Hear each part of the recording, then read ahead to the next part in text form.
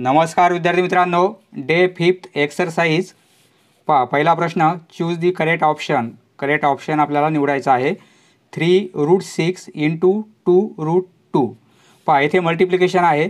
हे कसं सॉल्व करणार आपण? रूटच्या बाहेर जे नंबर आहेत त्यांचा मल्टिप्लिकेशन आपण सेपरेट लिहिणार. 3 आणि 2 रूटच्या बाहेर आहेत आणि रूटमध्ये जे आहेत त्यांचा एकत्र आपण मल्टिप्लिकेशन करणार. √6 आणि √2 आपण एकत्र केलेले आहेत आणि रूटच्या बाहेरचे एकत्र केलेले आहेत. बरोबर आहे. 3 × 2 6 होतील आणि हा मल्टिप्लिकेशन 12 होईल. बरोबर आहे. हे 12 आहेत. आपण असं लिहू शकतो 4 × 3. बरोबर आहे. कारण जेवढं सिंपल होईल तेवढं आपल्याला सिंपल फॉर्म घ्यायचा आहे. 4चं स्क्वेअर रूट काढता येईल. आता 4 स्क्वेअर रूटच्या बाहेर आले तर 2 होतील. बरोबर आहे. कारण 4चं स्क्वेअर रूट 2 आहे आणि रूटमध्ये काय राहील? फक्त 3 राहतील. हा मल्टिप्लिकेशन 12 आणि into √3. Option number C is correct option. दुसरा प्रश्न, येथे आपल्याला डिव्हिजन आहे. पहिल्या प्रश्नामध्ये मल्टिप्लिकेशन होता, येथे डिव्हिजन आहे. तर त्यावेळेस आपण काय करायचं? 6 रूटमध्ये 12 आहेत. हे डिव्हिजन ऐवजी हे साईन घेतलेलं आहे आपण आणि 3√6 असं लिहू शकतो आपण. रूटच्या बाहेर जे नंबर आहेत त्यांचा डिव्हिजन आपण सेपरेट घेऊ. बरोबर आहे. आणि ज्याप्रमाणे मल्टिप्लिकेशन एकत्र केला होता आपण त्याप्रमाणे डिव्हिजन आपण एकत्र करू. म्हणजे एकाच साईनमध्ये हे दोन रूटचे नंबर आपण घेतलेले आहेत. हे 6 3ने कॅन्सल होतील. बरोबर आहे. 2 आणि हे 12 6ने कॅन्सल होतील तर √2. बरोबर आहे. आन्सर हे मिळेल आपल्याला 2√2. Option number A is correct option. Next पहिला प्रश्न सिम्प्लिफाय करायचा आपल्याला आणि जे रूटमध्ये आहेत त्यांचा आपण एकत्र मल्टिप्लिकेशन घेणार. दोघांचा एकच स्क्वेअर रूट केलेलं आहे आपण आणि रूटच्या बाहेर जे नंबर आहेत ते आपण वेगळे घेतलेले आहेत. त्यांचा एकत्र मल्टिप्लिकेशन हे होतील 12. बरोबर आहे. 4 × 3 आणि हे होतील 45.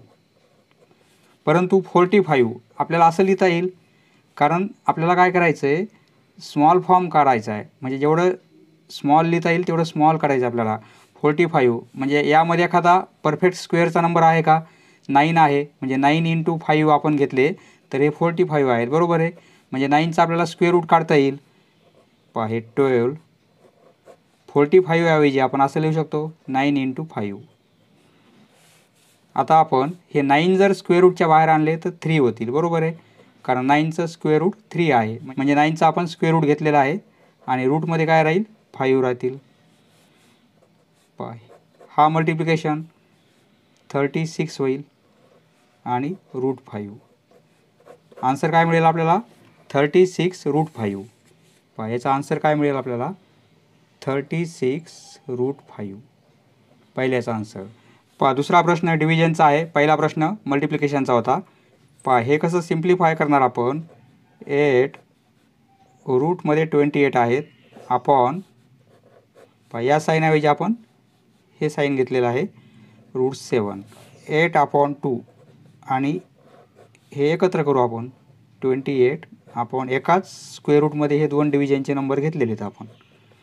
बरोबर आहे.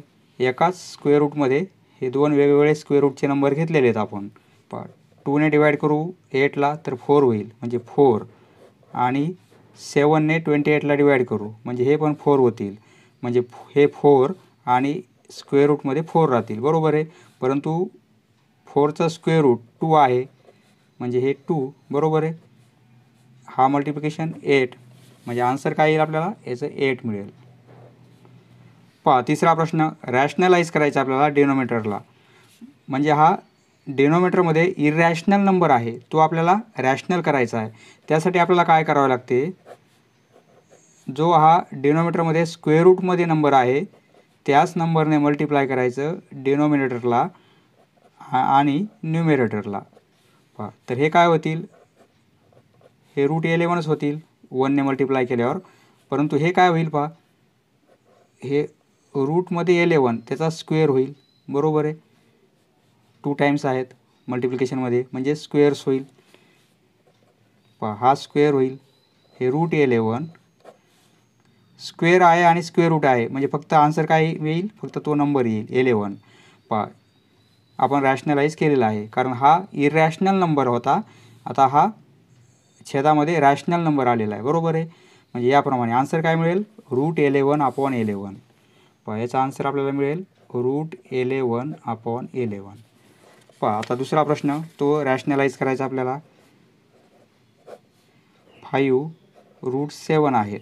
आपण काय करू, अंशाला आणि छेदाला या √7ने मल्टिप्लाय करू, कारण रूटमध्ये नंबर आहे आणि त्यालाच पुन्हा त्याच नंबरने मल्टिप्लाय केलं तर स्क्वेअर रूट कॅन्सल होऊन जाईल. बरोबर आहे. म्हणजे आपल्याला रॅशनल नंबर मिळेल. √7ने मल्टिप्लाय करू, त्यामुळे येथे पण आपण √7ने मल्टिप्लाय करू. काहीच फरक पडत नाही, हे दोन्ही कॅन्सल होईल, नंबर जसाला तसाच आहे. बरोबर आहे. आता हे 3√7 होईल, अंशाचा मल्टिप्लिकेशन, परंतु छेदाचा काय होईल, हे 5 इंटू, म्हणजे हे असं होईल √7 आणि त्याचा स्क्वेअर होईल. बरोबर आहे. √7 आणि त्याचा स्क्वेअर. पहा म्हणजे हे 3√7 हे 5. पहा 7चं स्क्वेअर रूट आहे, पुन्हा स्क्वेअर आहे, म्हणजे स्क्वेअर आणि स्क्वेअर रूट या प्रोसेस कॅन्सल आहेत. बरोबर आहे. पहा स्क्वेअर रूट आणि स्क्वेअर असेल तर हे दोन्ही साईन कॅन्सल होतील, फक्त हा नंबर राहील, म्हणजे 7. पहा हे 3√7 आणि हा मल्टिप्लिकेशन 35. बरोबर आहे. आन्सर हे मिळेल आपल्याला 3√7/35. याचा आन्सर काय मिळेल आपल्याला, 3√7/35. पहा हा छेदामध्ये इरॅशनल नंबर होता, तो आपण रॅशनल कन्वर्ट केलेला आहे. बरोबर आहे. समजलं मित्रांनो. धन्यवाद. पुढचा व्हिडिओ पाहण्यासाठी चॅनल सबस्क्राईब करा. धन्यवाद.